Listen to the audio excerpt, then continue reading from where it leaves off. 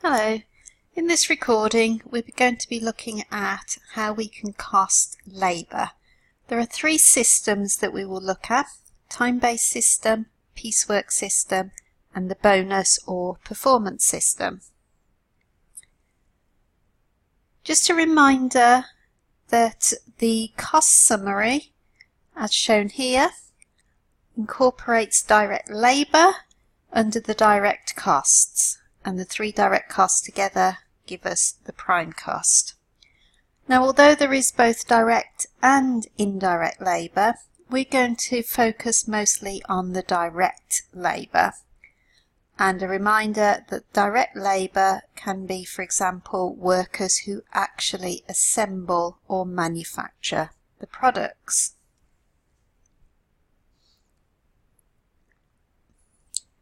When you're working with labour, you need to make sure that you are happy with calculating hours and minutes and converting between the two. So there is just a very quick reminder here. So for example, if we're converting minutes to hours, if we have 150 minutes, divide it by 60 and we have 2.5 hours. 0.5 of an hour is 30 minutes. So if we're looking at 2.5 hours, then we're talking about 2 hours and 30 minutes. And just a second example, 345 minutes, if you want to convert that to hours, divide it by 60 and we have 5.75 hours. So 5.75 hours is 5 hours plus 0.75 of an hour, so 0.75 of 60 minutes, which gives us 45 minutes. So 5.75 hours is actually 5 hours and 45 minutes. Working the other way, if we want to take hours back to minutes, obviously 95 hours multiplied by 60 is 5,700 minutes. If we had something like 22 hours and 15 minutes, then 22 times 60, add a further 15, gives us the total number of minutes. And if we were presented with 12.4 hours, then the 12 hours multiplied by 60 and the 0.4 multiplied by 60, and that gives us the total number of minutes. So you need to make sure that you are just happy with converting between minutes and hours. So the three systems that we're going to look at, the first one is a time-based system. A time-based system is what you are probably most familiar with, where the workers are paid for the hours that they work up to a contracted agreed amount, and then if they go above that contracted agreed amount, they can be paid overtime.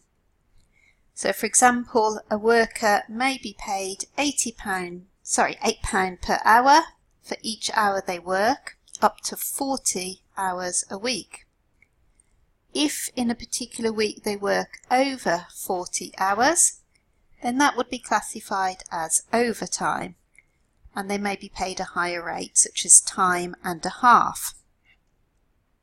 So for every hour over 40 hours, the worker would get the £8 plus another half again, so plus another £4. That extra half, that extra £4 is referred to as the overtime premium. So that's an important term, overtime premium. So it's the extra amount per hour that you are giving your workers as an incentive for them to work those extra hours over and above their normal contract. So with a time-based system, the pay is related to the hours that they work. It is not related to the units they produce. This has the advantages of being simple to understand and administer, and it does make wage negotiations simpler. but it does have some disadvantages in that it's not linked to output, so it doesn't act as an incentive. It's not linked to performance, so again there is no incentive, and constant supervision may be required, since the hours being paid for are the hours that the workers are there on the premises. They may not actually be doing very much work.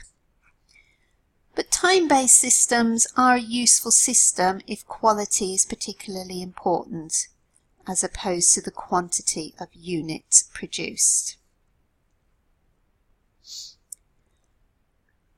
So when we're looking at the time-based system, if we have overtime being paid, we need to be able to identify the overtime premium. Now normally the overtime premium would be considered indirect. However, if the customer has specifically requested the overtime to be done, then the overtime premium is treated as direct. Important to note, we're talking purely about the overtime premium, so that extra amount that is being paid. So if we have a look at an example, 2 workers, we have Joe and Sam. So the standard working week is 40 hours and the pay £8 an hour. Overtime, time and a half, and is indirect unless at the request of the customer. So Joe worked 42 hours assembling products, and we're told that his overtime was due to the backlog of work. Now the best way to approach these questions is to firstly look at the total hours worked. So Joe worked 42 hours. So for every one of those hours that he worked, you are going to pay him £8.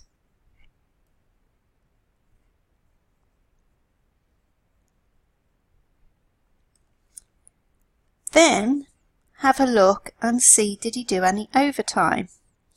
Well, the normal working week is 40 hours, so he did 2 hours overtime. So for those 2 hours, you are giving him an extra £4.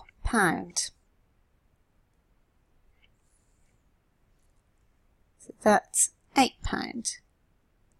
So Joe's total pay is £344.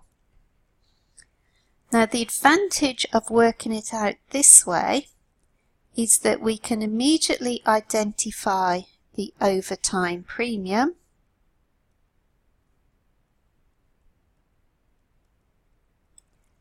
which we can state is indirect. We can also identify that Joe spent 42 hours producing the products, so those 42 hours are direct. So we know exactly what Joe is earning, we know how much of that is direct and how much of it is indirect. Now, it's important that you do the calculations this way. I know that you would probably, if you had been presented with this question, I'm guessing that what you would have done is taken the 40 hours and paid Joe £8 for those, which is 320, and then the 2 hours overtime, time and a half, £12, gives us £24, which gives us 344. So exactly the same figure as calculated here. The difference being that with this calculation, we are not able to pick out the overtime premium and immediately identify it and classify it. So please don't calculate it that way. Calculate it as I have done originally. So if we just look at Sam, first step, how many hours did Sam work? 44 hours. So for every one of those hours, he will get £8.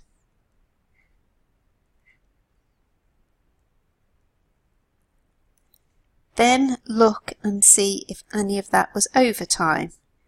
Well, he's normally contracted for 40. So we got 4 hours overtime.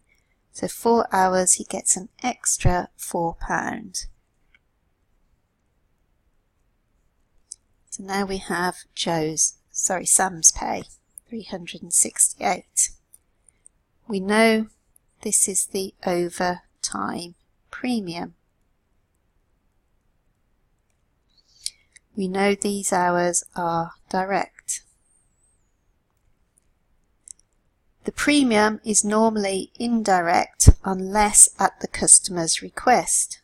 And here we can see it was at the customer's request. So that again would be direct. So there's the calculation for the total pay for each of the employee, and we've indicated the overtime premium. We've also stated for each employee how much is direct and how much is indirect. And overall, for the week, we can see our total labour, how much of that was indirect and how much of it was direct.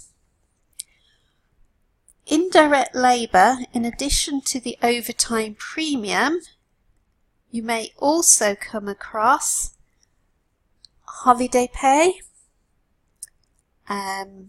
sick pay, training, waiting for work, any type of payment for labour where the workers are not actually assembling the products is classified as indirect. So you are still paying them. So if they're off sick, it's usual in a lot of companies for the employees still to be paid. They will still be paid when they go on a training course. They will still be paid when they go on holiday. But during those times, they're not actually producing products. So that pay would be classed as indirect.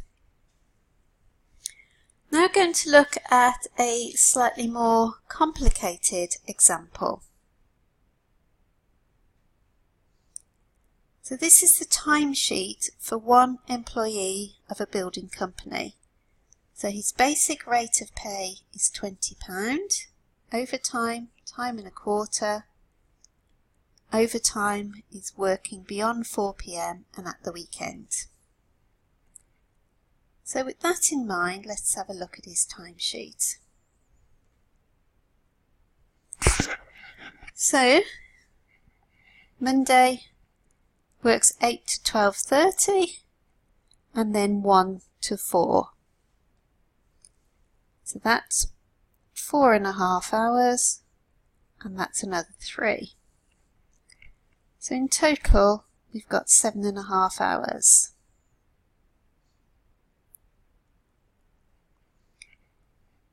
He's paid £20 an hour. That's £150. Those hours were spent working on a loft conversion. So he was actually doing the job, doing the work. So they would be direct.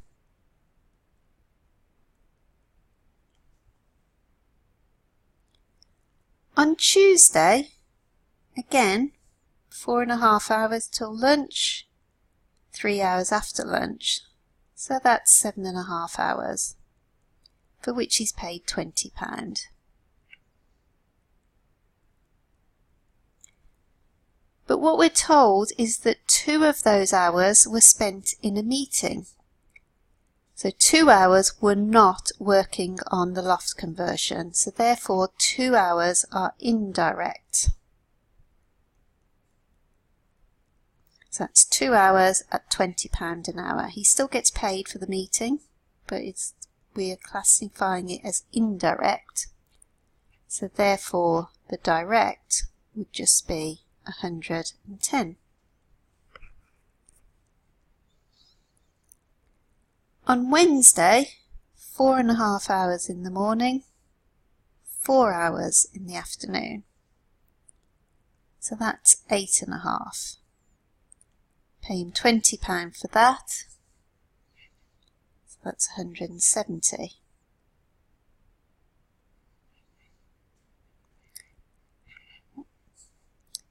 Those 8.5 hours were all spent working on the loft conversion. So £170 was direct. But he has done an hour's overtime there. Normally 7.5 hours. He's done an hour overtime. So for that hour, he gets paid an extra quarter. So an extra £5.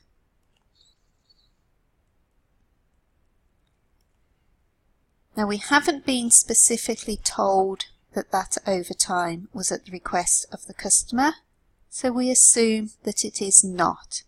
So therefore that premium of £5 is indirect. So I've done exactly as I've done in the previous example. For every hour worked, paid in the basic rate of pay, then for any hours that were overtime, paid the extra premium. So Thursday, 4.5 hours in the morning, 3 hours in the afternoon. So we've got 7.5 hours at £20, 150, and that's all direct. Friday, again the same. And we've got 7.5 at 20, which is 150, and that's all direct. And then we come to Saturday. So on Saturday he works from 8 to 12:30, so that's just 4.5 hours. So we paid £20 an hour for those 4.5 hours, so that's £90. Those 4.5 hours were spent on the loft conversion. So doing the actual job, that makes it direct. However, Saturday is classed as overtime. For every hour of overtime, he gets an extra quarter.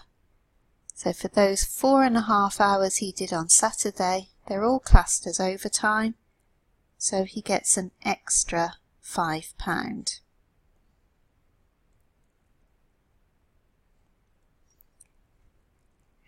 Because we weren't told it was at the request of the customer, we assume it was not, and therefore that premium is indirect.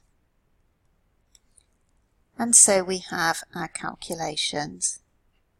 Total paid 887.50, of which 820 will be classed as direct, and 67.50 will be classed as indirect.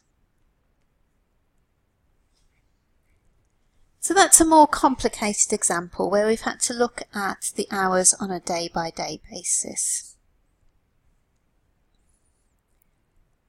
So that is the time rate system. The next system I want to talk to you about is piecework. With the piecework system, we don't pay based on hours worked. Instead, we pay based on the units produced. So there are two types of piecework, basic and differential. With basic, we just pay a set amount per unit produced.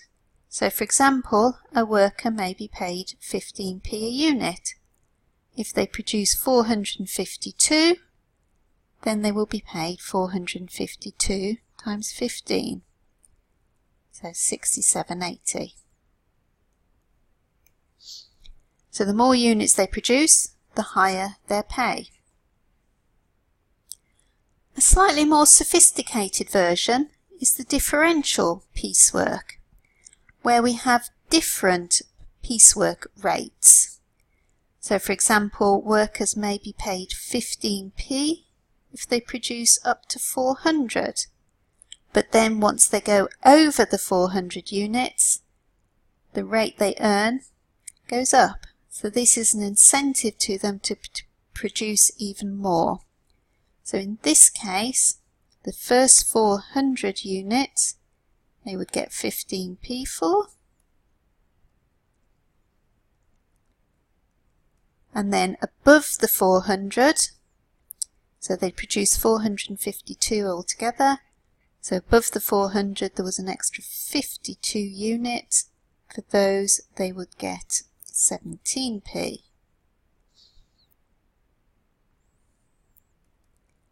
So overall they've earned 68.84. So that's slightly more than just the basic piecework rate. What often happens with piecework rates is that they have a guaranteed day rate.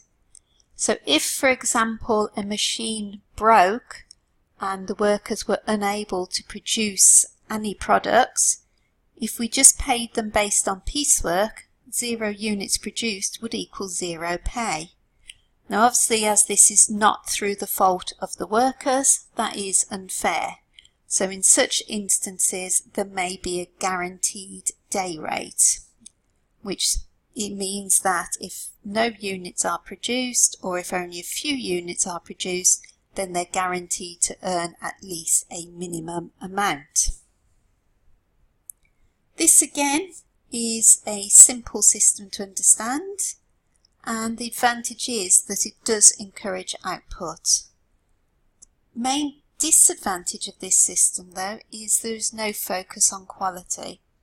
If workers are aware they're being paid per unit, then they're going to be looking at producing as much units as they possibly can without necessarily thinking about the quality of those units. And in fact, they may end up producing more units than can be sold. So it is useful in some types of production, particularly where we're looking at quantity rather than quality. So that's the basic method for piecework. And the last method I want to look at is the bonus or performance system. This usually links in with either piecework or time rate, or possibly even both. And it's where a bonus is paid either individually or to a group in return for an improved performance. Now, in order to pay a bonus, the companies will usually work on what they call standard hours. So a standard hour is the amount of work that should be achieved in a standard time, under standard conditions, by properly trained workers. So what this means, for example, is that a particular job is expected to be completed in 4 hours. Okay. So the standard time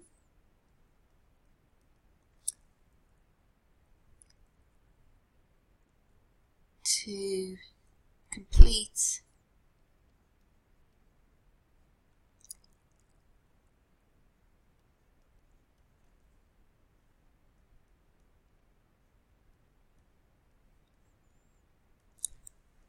So the amount of work that should be achieved, we should complete a particular job in 4 hours.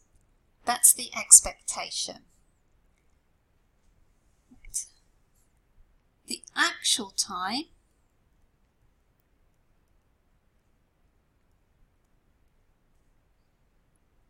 6 hours to complete this particular job.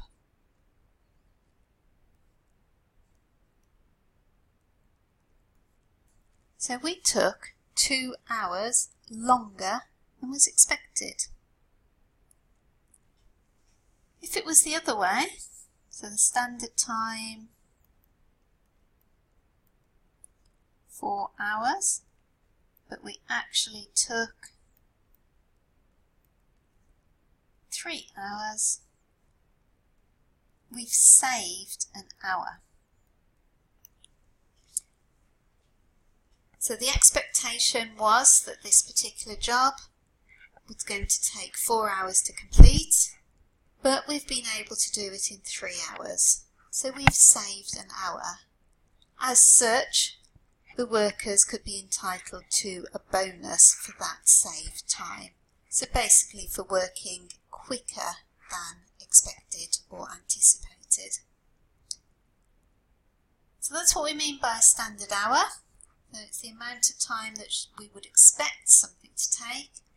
That then is compared to actual hours, and any savings in those hours can be entitled to a bonus. There are a huge number of different bonus schemes. They can be devised by individual organisations. So there is no specific way of setting up a bonus scheme.